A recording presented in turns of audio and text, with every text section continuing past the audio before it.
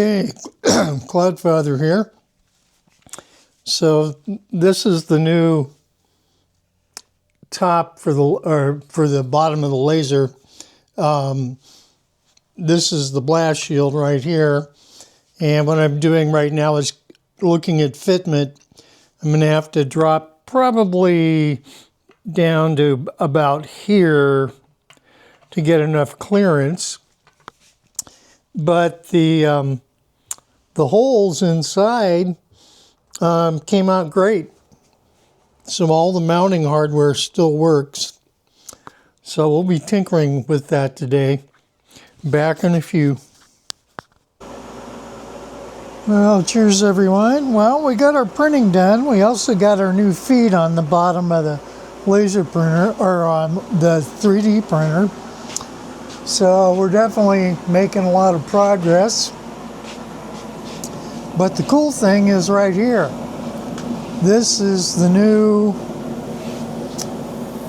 3D printed laser filter. Both top and see if we can get the bottom here.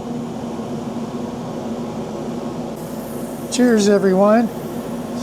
This is the new 3D printed laser filter and blast shield. So this is quite a bit different than the previous one. It's more compact, it has better airflow. The bottom section down here is quite a bit shorter, and what we're trying to do is take care of the problem that this one had, where I'm sure you can see the burn. That's from hot materials coming back. So we're definitely going to check that out and see how that works. So that's what we'll be doing for the next 5 or 6 days. We're going to try a wide variety of different materials on that and see how that works out.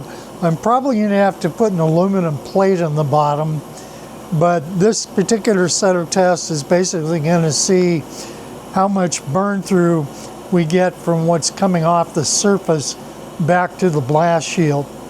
I'm also using PLA. I'm not using high temperature filament because I don't have any yet. It won't be here till the 20th.